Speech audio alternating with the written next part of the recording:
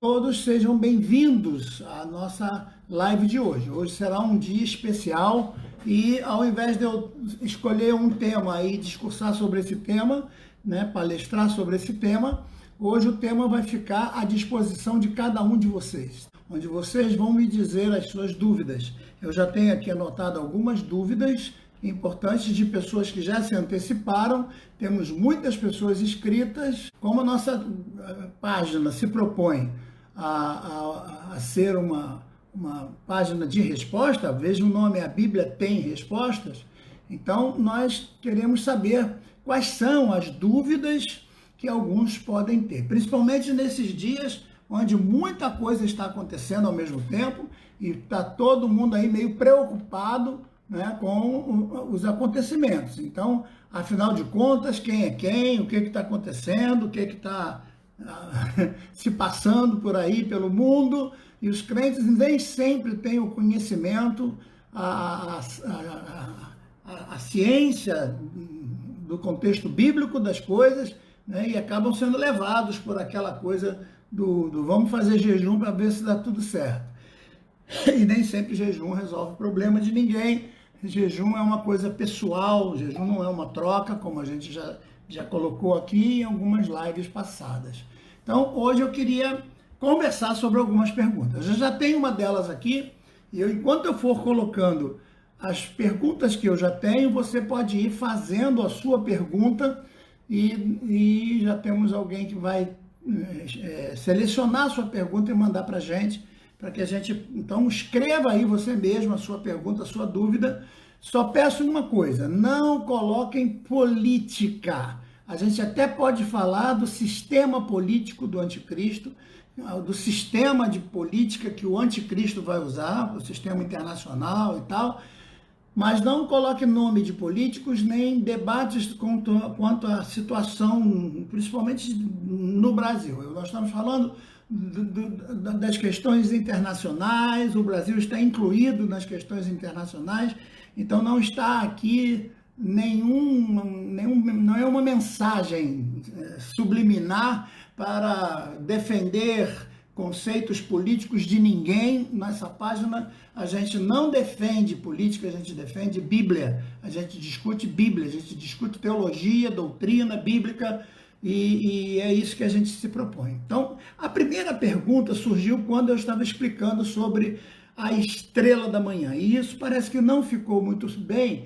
quando nós lemos Apocalipse, onde no capítulo 22, versículo 16, João se refere a Jesus como a resplandecente estrela da manhã. E nós também lemos Isaías capítulo 14, aliás, nem terminamos, vamos terminar amanhã, certo? Vamos continuar dando continuidade, hoje paramos para fazer esse debate. Então, citamos também que Satanás era a estrela da manhã. Mas se você comparar direitinho, a Bíblia é um livro que a gente tem que entender. São 40 autores ou mais, certo? Num período de tempo de quase 1.600 anos. Então, o primeiro autor não conheceu, não tinha nada a ver com o segundo, com o terceiro, com o último autor, né? Muitos anos de um para o outro. Mas a linha espiritual, a gente percebe nitidamente que tem alguém por trás desses mais de 40 autores, nesse período de quase 1.600 anos, organizando para que tudo seja de acordo com um sistema espiritual, para que seja transmitida uma única mensagem em todos os séculos, uma única mensagem. Então, a gente pode ler aqui, por exemplo, em Gênesis, Jesus é a semente da mulher. Em Levítico, ele é o cordeiro expiatório, né, e tal. Em Êxodo, ele é o cordeiro pascal. Então, em cada livro da Bíblia, você encontra Jesus e o autor se referindo a Jesus. Cada um dos que morreram no passado esperavam por alguém que tinha o símbolo, simbolizava, né, que tivesse o tipo, a tipificação do próprio Jesus, que era o esperado entre os milhares e tal. Então, veja, quando Isaías se refere no capítulo 14, e também Ezequiel se refere lá nos capítulos que nós lemos, 36 e tal, nós vamos encontrar a especificação de que Satanás era estrela da manhã, mas Isaías 14 diz muito claramente, ele diz, como caíste do céu, ó estrela da manhã, filha da alva. A alva aí é a luz, a alva, né? O brilho. Então, se Satanás era filho, então isso quer dizer que ele tem um pai. Se Satanás é criatura, então ele tem um criador. Satanás não tem o poder de criador, porque ele não pode criar nada. Satanás também não pode ter a mente capacitada para ver todas as coisas, porque ele não é onisciente, não é onipresente. Mas como é que ele sabe de tudo? Porque os seus demônios são extremamente velozes e ele tem a capacidade de se comunicar muito mais rápido do que nós que precisamos ver olho no olho. Hoje já nos comunicamos bem melhor, como estamos vendo através desse aparelho aí do celular. Eu estou usando, estou me comunicando com muita gente de muitos pontos do planeta, né? Tem gente aí dos Estados Unidos, gente de tantos lugares, como a gente já sabe, né? Para vocês terem uma ideia, nessas 2 lives passadas, nós atingimos mais de 4.400 pessoas em cada uma delas. Juntando as duas, nós chegamos a quase 10.000 pessoas atingidas em 2 noites. Então veja quanta gente. Então tem gente dos Estados Unidos, tem gente de Portugal, tem gente da Argentina, tem gente de muitos lugares ligados no que a gente está falando aqui, certo? Então, perceba que Deus está aprovando de alguma forma esse trabalho tão simples, tão insignificante para muita gente, mas com um significado grande para a igreja do Senhor, porque está atingindo muitas vidas estão sendo alcançadas através do nosso simples trabalho de explicar as Escrituras, né, com o tempo que a gente tem com a experiência. Então veja, no contexto aí de Satanás, ele era a estrela da manhã, ele foi estrela da manhã no período dele.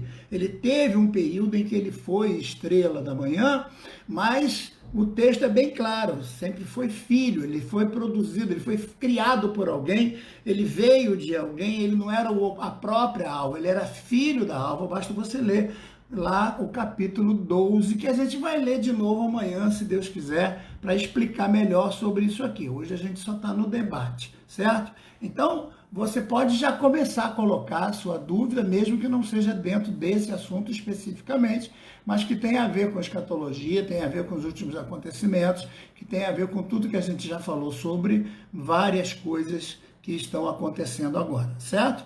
Muito bem. Então, quando João se refere a Jesus dizendo a resplandecente estrela da manhã, note que Jesus fala que ele é a própria luz, ele é a própria estrela, ele não é filho de ninguém, pelo contrário, ele é a luz. Então Satanás era criatura, já Cristo é a própria luz. Então é interessante isso, porque nós vamos estudar isso, nós vamos voltar lá em Gênesis, quando a gente estava lendo, que Deus criou o céu e a terra era sem forma, vazia, havia trevas, e Deus separa essas trevas. Ora, se aquela estrela que brilhava para aquele mundo se apagou, o mundo entrou em trevas, e aquelas trevas foram afastadas. Então, que trevas foram aquelas que Deus afastou e deu o nome de noite, porque noite para a gente tem a ver com a ausência do sol, né? E a gente acaba interpretando errado, mas noite no sentido espiritual também tem a ver. Se você for estudar o hebraísmo, principalmente a vida dos grandes escritores, você vai chegar que os filhos da luz são os filhos de Deus, e os filhos das trevas são os filhos do diabo. Então você tem que entender que aqueles que são de luz pertencem a Deus, os que são das trevas pertencem. Então os filhos do dia são de Cristo, os filhos da noite, né? Então quem peca, peca de noite. Tantas outras coisas que o apóstolo Paulo fala sobre as questões da noite, né? O salmista também diz as pragas que se propagam nas trevas. Não sei se você já percebeu, quando você vai dormir e às vezes falta o sono, e ali naquele momento que você está tentando dormir, o pensamento começa. E aí, se você der lugar, o diabo entra. Naquele momento ali você começa a pensar, poxa, fulano, hoje eu dei bom dia a ele, ele não me respondeu. Poxa, fulano disse que não ia fazer isso e fez. Poxa, aquele camarada que disse aquilo ali ele disse olhando para mim. E aí essa praga vai se propagando nas trevas, porque as trevas são a base para o diabo trabalhar, certo? Então, percebam que ele era filho da alva, mas o próprio autor da alva, o próprio Senhor da alva, é o nosso Senhor e Salvador Jesus Cristo. Tá claro isso, gente? Esse Papa Francisco é o anticristo? Esse Papa Francisco é o anticristo? É uma pergunta, não tem como ninguém saber quem é o anticristo.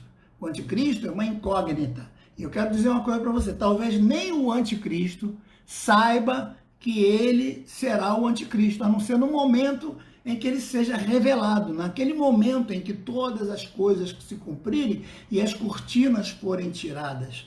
Aí ele vai perceber que ele está liderando todo mundo, porque não se usa essa expressão no contexto anticristo dentro desses meios de política, de governo, de autoridade, né? Ninguém pensa em anticristo. A expressão anticristo tem a ver conosco, nós, servos de Deus, é que sabemos que fulano é um anticristo porque se colocará contrário, né, aos acontecimentos, contrário à questão divina, contrário à lei de Deus. Então ele é contrário a tudo aquilo que se diz cristão, ele é anticristão, certo? Depois eu posso ler aqui os conceitos do chamado Projeto da Nova Era, que é o que está sendo discutido aí, que o Papa tinha marcado aí para o dia 14, né, de maio, e todo mundo já estava com um monte de profecia, e já tinha gente dizendo que seria a posse do anticristo, e porque combinaria com não sei o quê, já tinha gente se somando lá ao 14 de maio de 1948, quando Israel começou, aí agora seria 14 de maio de 2020, então isso daria quanto tempo, não sei o quê, e somando daria, não sei, uma geração. Não caia nessas armadilhas, isso é coisa de fanatismo. Ficar calculando quem seria ou qual seria não é coisa para nós. Para nós é olharmos os acontecimentos, para nós é ficarmos atentos a tudo que está acontecendo e nos colocarmos diante de Deus. A nossa preocupação é explicar a verdade para que a verdade liberte. A verdade não tem que provocar pânico, das pessoas ficarem sobressaltadas. Será que é não sei o quê? Tem uma pergunta aqui. O Macron, realmente, presidente da França, é o anticristo?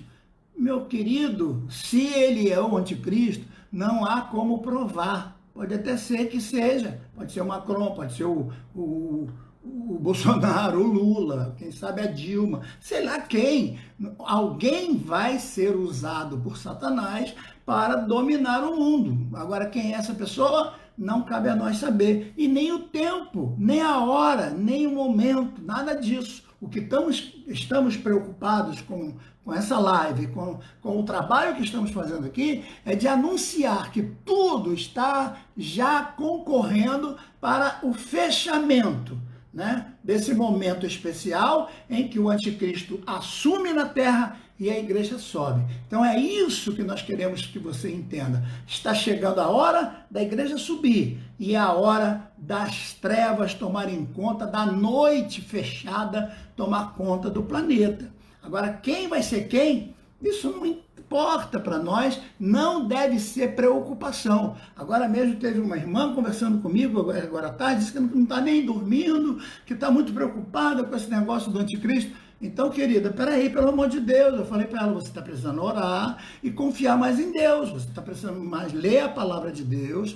para que você entenda que você é uma salva. Você não tem que estar preocupado com o anticristo, você tem que estar preocupado com a sua salvação em Cristo Jesus. Agora, se você não tem fé para ser salvo, então, meu querido, vai se preocupando, porque o anticristo vai chegar, né? Ele vai chegar. Eu não sei quando e nem quem, mas sei que ele vai chegar, e isso é certo, como 2 e 2 são 4. De 14 de maio tem a ver com o anticristo?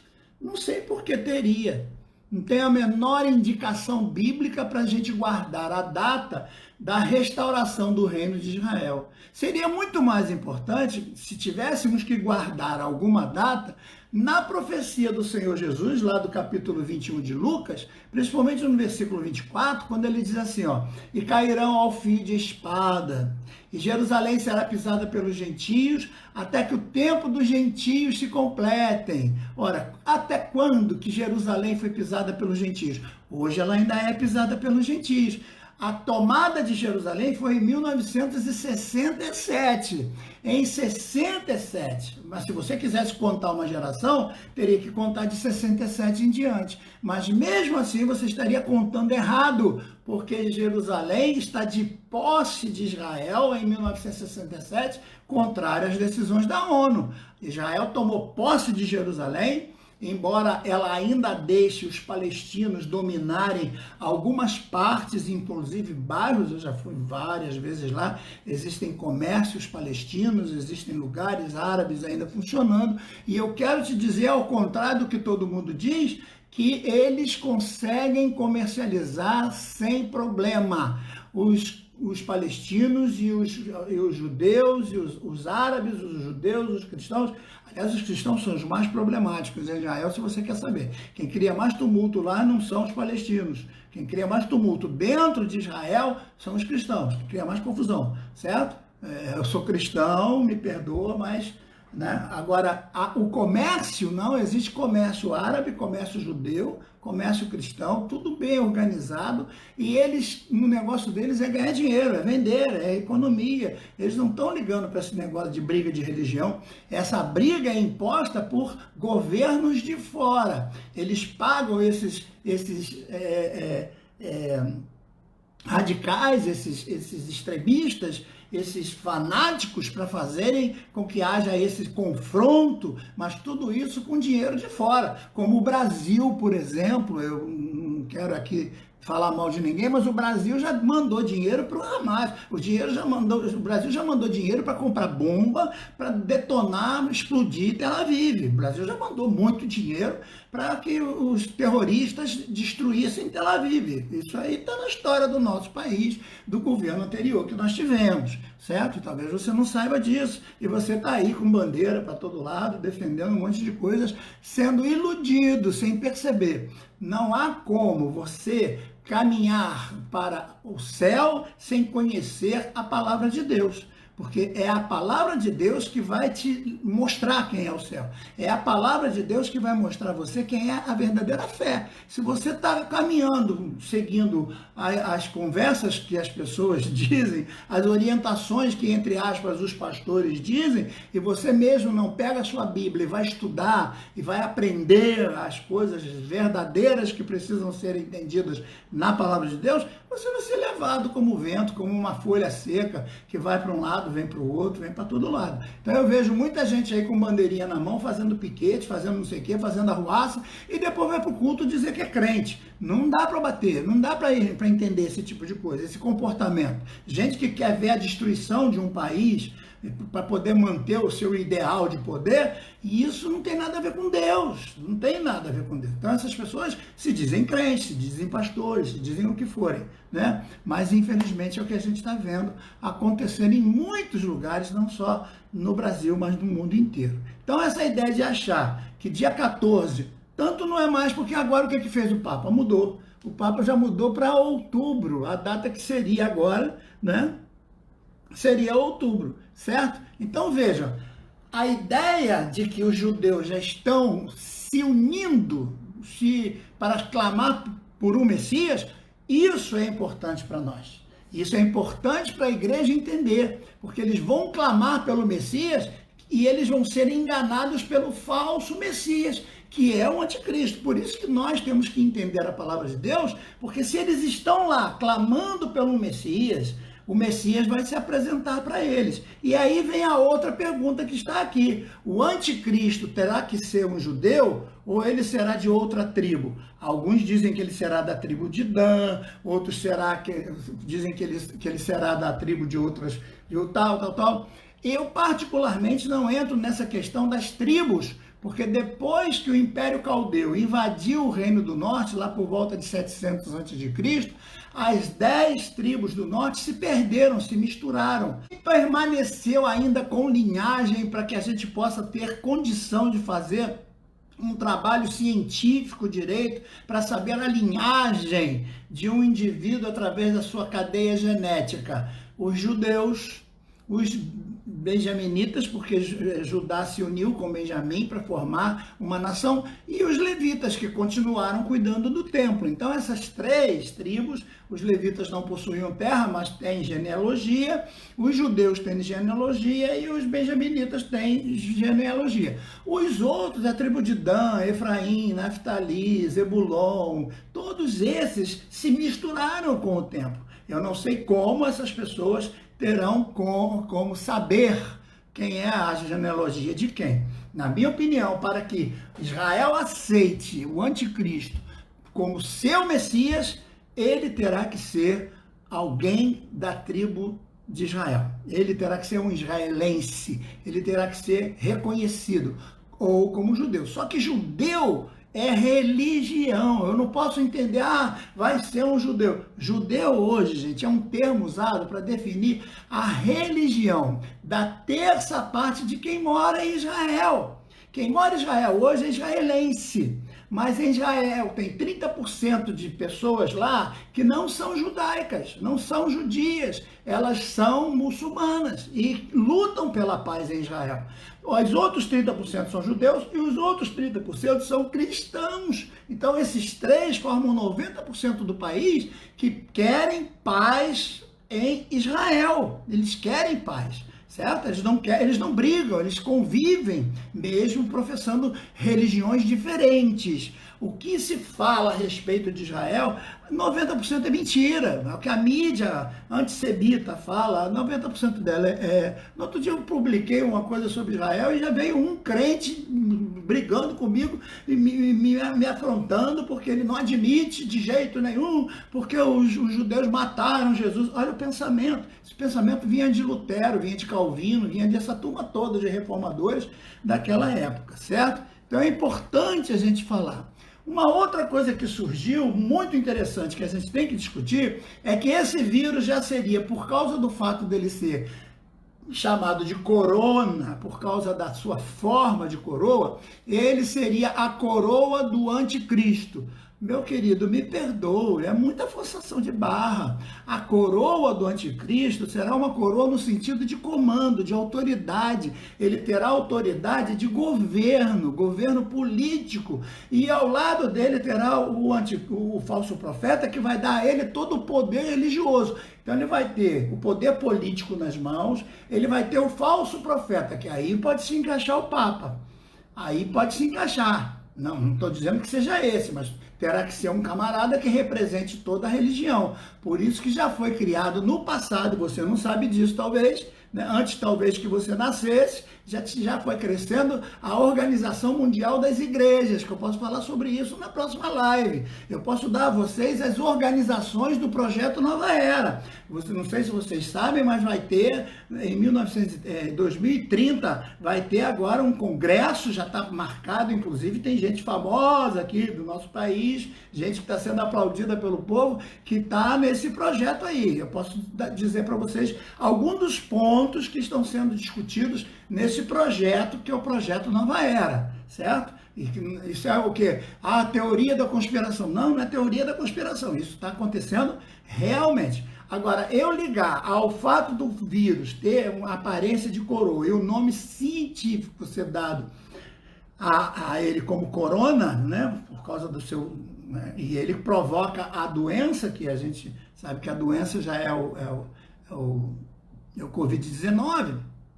Então isso não tem nada a ver com a coroa a autoridade que o anticristo vai receber, como também o seu arco com relação ao pacto que ele vai receber lá do capítulo 6 de Apocalipse. A gente não pode misturar. Então, muitos desses indivíduos que estão fazendo live, fazendo vídeos muito bem feitos, muito lindos, muito bem organizados, falta a eles um pouquinho de conhecimento espiritual. falta a eles um pouquinho. Eles têm muito conhecimento científico, muito conhecimento tecnológico, muito conhecimento de pontas soltas do contexto profético, mas talvez nunca tivessem sentado numa cadeirinha. Faz muita falta sentar numa cadeirinha de um seminário teológico sério, sério.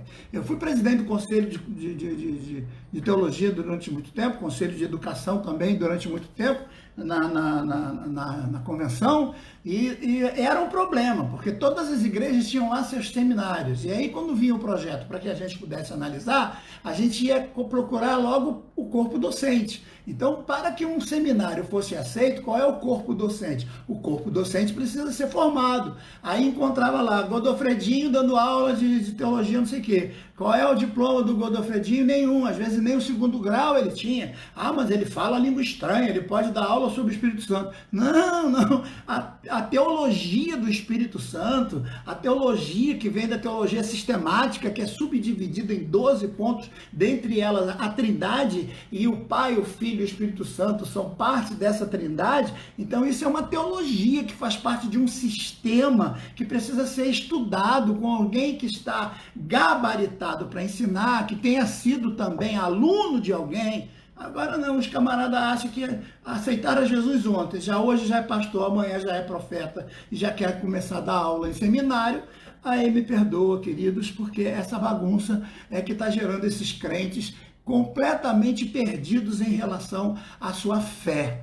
Eles estão seguindo a tudo e não seguindo a nada. Por isso que eles seguem o azeite, eles seguem o paninho suado lá do não sei quem, eles seguem a água benta não sei de onde, o óleo que veio de Jerusalém. Eles seguem essas coisas todas porque falta conhecimento. Por que que o povo reclama? Reclama dos seus próprios pecados. E por que que eles pecam? Porque lhes falta conhecimento. Conhecimento. Então, é importante que você coloque esse contexto diante de Deus e pare de pensar em bobagem aí. Então,